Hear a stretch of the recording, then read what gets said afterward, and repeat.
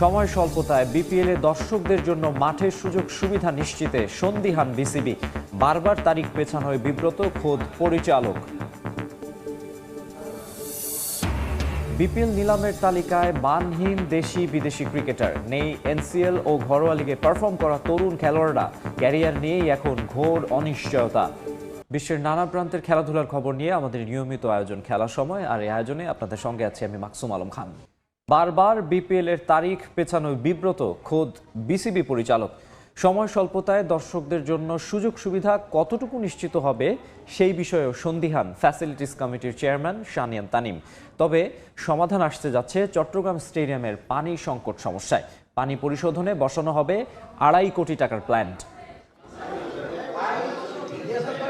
দেশের ঘরোয়া ক্রিকেট স্থবির, অথচ কোনো এক আশ্চর্য কারণে বিপিএল মাঠে গড়াতে উঠে পড়ে লেগেছে বিসিবি। ফারুক আহমেদের অধীনে এই এক বিপিএল ঘিরে ফিক্সিং তদন্তে ঢালা 38 লক্ষ টাকার প্রতিবেদন এখনো আলোর মুখ না দেখলেও বারবার তারিখ পিছিয়ে টুর্নামেন্ট আয়োজনে ঠিকই দৃঢ় প্রতিজ্ঞ আমিনুল ইসলামের বোর্ড।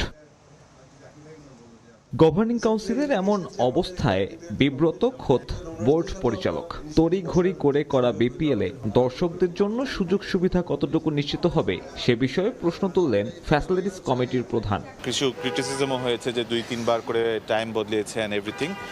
আই আন্ডারস্ট্যান্ড যে এটা অনেকের জন্য আসলে বিব্রতিকর যে আমাদের 2-3টা বার ডেট পিছিয়েছে and everything, but end of the day আপনার চিন্তা করতে হবে যে যেটা থেকে বেস্ট রেজাল্ট আসবে সেটা করাটাই আমাদের জন্য সম্ভব। সেটার জন্য যদি 1-2 দিন দেরিও হয়, আমার কাছে মনে হয় যে দ্যাট ক্যান বি গ্র্যান্টেড। আমি মনে করি যে ক্রিকেটে সবচেয়ে বড় স্টেক হোল্ডার যদি কেউ হয়ে থাকে তাহলে সেটা ফ্যান্স। ছোট ছোট changes can make a fan feel better.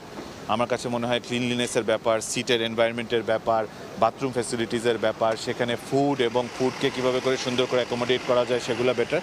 Obviously আমার হাতে এবং আমার এখতিয়ারে যতটুকু ছোট ছোট চেঞ্জেস করা সম্ভব সেটুকু আমি চেষ্টা করব। বোর্ডের নির্বাচন আর সোনার হরিণ খ্যাত বিপিএল এর বাইরে তেমন গুরুত্ব না দেয়ায় দিনে দিনে বেহাল দশা চট্টগ্রাম ক্রিকেট স্টেডিয়ামের। নাম বাদে বদল হয়নি কিছুই, সমাধান হয়নি দীর্ঘদিন ধরে চলা ভেন্যুর পানি সংকট সমস্যারও। দৈনিক 4 লাখ লিটার মিঠা পানির চাহিদার বিপরীতে ওয়াসার কাছ থেকে জোটে মাত্র অর্ধেক। মাঠের জন্য আলাদা পানি পরিশোধন প্ল্যান্ট অপরিহার্য হলেও তা বসাচ্ছে না নীতি নির্ধারকরা। 2.5 কোটি টাকা খরচে অবশেষে সে প্রকল্প হাতে নিতে যাচ্ছে বিসিবি। পানির শর্টেজ কোয়ান্টিটির পরে আমরা যদি মেক শিওর করতে পারি যে আমরা এখানে 3-4 লক্ষ লিটার পানি প্রোভাইড করতে পারবো, সেই কোয়ালিটিটাকেও ওয়াটার ট্রিটমেন্টের মাধ্যমে কিভাবে করে এখানে যে স্পেসিফিকেশনগুলো আছে সেগুলোকে মিট করে আয়রন কমিয়ে সল্ট কমিয়ে কিভাবে করে almost close two mineral water or drinkable water আনবো, সেটার জন্য 20 ঘন্টা একটা ওয়াটার ট্রিটমেন্ট প্ল্যান সেটার উপরে কাজ করে প্রতিদিন 4 লক্ষ লিটারের মতো পানি আমরা মাঠকে প্রোভাইড করতে পারবো ইনশাল্লাহ। বিপিএল এর আগে সাগরিকায় সংস্কার হচ্ছে দর্শক আসনেরও। প্রায় 1,500 চেয়ার নতুন করে বসানো হবে আয়ারল্যান্ড সিরিজ শেষেই। সাব্বির মিথুন, সময় সংবাদ, চট্টগ্রাম। চট্টগ্রামে প্রথম টি-20 ম্যাচ হারলেও তাতে ভয়ের কিছু দেখছেন না তাওহিদ হৃদয়। দল ভালো অবস্থায় আছে বলে ম্যাচ শেষে সংবাদ সম্মেলনে জানান তিনি। ড্রেসিং রুমে কোনো অস্থিরতা নেই। দলে বিভিন্ন পজিশনে পরীক্ষা নিরীক্ষার কারণেই ফলাফল এমন হয়েছে বলে মনে করছেন হৃদয়। তবে খারাপ সময় পেছনে ফেলে দ্রুতই জয়ে ফিরবে টাইগাররা, আশা তার। আরও জানাচ্ছেন সাব্বির মিথুন। ঘরের মাঠে টানা 4 ম্যাচ হার। বিশ্বকাপের যখন বাকি কয়েকটা দিন, তখন এমন ধরনের পারফরমেন্স আসলেই চিন্তায় ফেলবে টিম ম্যানেজমেন্টকে, চিন্তায় হয়তো ফেলবে ক্রিকেটারদেরকেও। তবে আজকে সংবাদ সম্মেলনে কিন্তু তাহিদ হৃদয় এমন কিছুর সম্ভাবনা একেবারেই উড়িয়ে দিলেন। তার মতে দল আছে ভালো একটা শেপে। দল তো ওয়েল সেট, কারণ আপনি যদি দেখেন সব প্লেয়ার লাস্ট 1 বছর অনেকগুলো ম্যাচ খেলেছে, সবাই রোটেশন করে সবাই খেলছে, সবাই প্রিপেয়ার্ড। যদি অপরচুনিটি পায় অবশ্যই কাজে লাগাবে।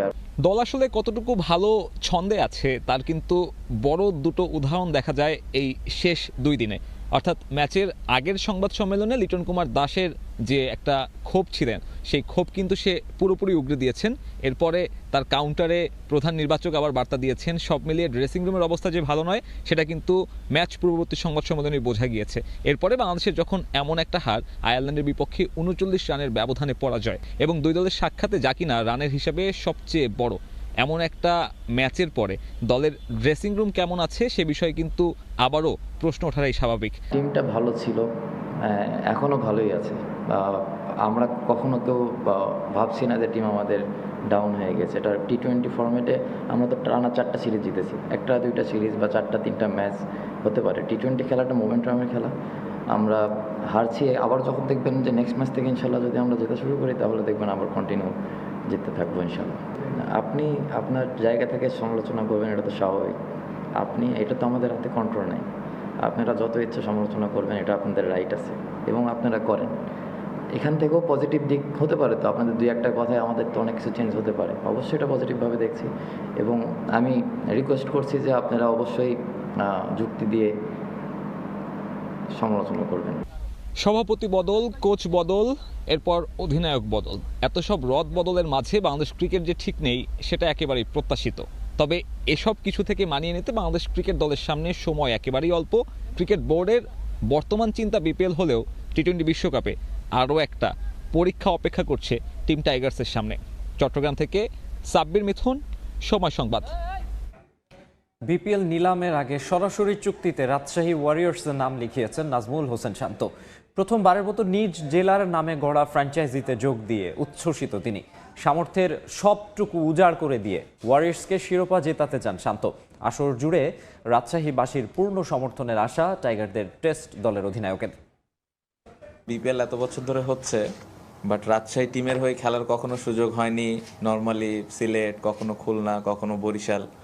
সো সবসময় আক্ষেপের জায়গাটা ছিল যে রাজশাহীর হয়ে কখনো খেলার সুযোগ হয়নি। সো খুবই খুশি আলহামদুলিল্লাহ যে এবার রাজশাহীর হয়ে খেলতে পারবো। যে আমাদের যে টিমটা করার লক্ষ্য নিয়ে আমরা আগাচ্ছি, আমাদের হেড কোচ এবং আমাদের আশেপাশের যেই কোচিং স্টাফগুলো আছে, সবার আমাদের একটাই মোটিভ যে আমরা কিভাবে দলটাকে ভালো একটা দলে পরিণত করতে পারি। চ্যাম্পিয়ন হব না এটা তো ওপর আল্লাহর হাতে, বাট এতটুকু মেক শিওর করতে পারি যে দলটা আমরা গঠন করতে যাচ্ছি এই দলটা চ্যাম্পিয়ন ফাইট দেওয়ার মতোই দল হবে। যেই 15-20টা ক্রিকেটারই আমাদের দলে থাকবে, সবার ইন্টেনশনটা দলের উপরে অনেক ভালো থাকবে এবং সবার চেষ্টাটা আমি বলবো যে 120% থাকবে ম্যাচ জেতার জন্য। পুরা রাজশাহীবাসীর কাছে একটা জিনিসে আশা থাকবে যে দলটার ভালো সময় খারাপ সময় পাশে থাকবেন এবং দলটার জন্য সবাই দোয়া করবেন যেন দলটা একটা ভালো অবস্থানে যেতে পারে এবং দিন শেষে সবার তো এক্সপেকটেশন ওইটাই থাকে যে কিভাবে আমরা কাপটা নিতে পারি।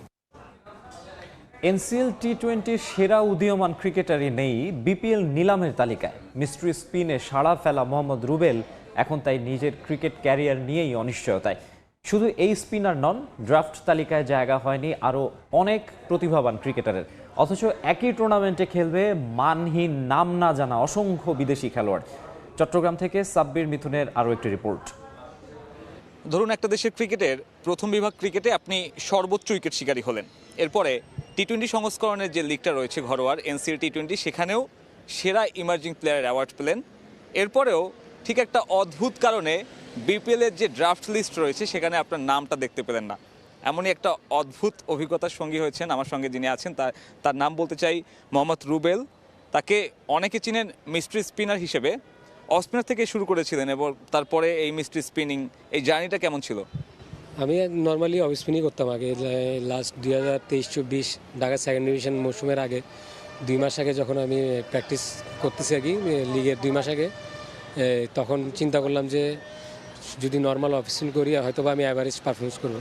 তো ওই চিন্তাধারা থেকে ভাবলাম যে যদি একটু ডিফারেন্ট কোনো কিছু ট্রাই করি হয়তো বা ভালো হইতেও পারে। তো ওই চিন্তাধারা থেকেই চেঞ্জ করলাম আর কি মিস্ট্রি স্পিনে।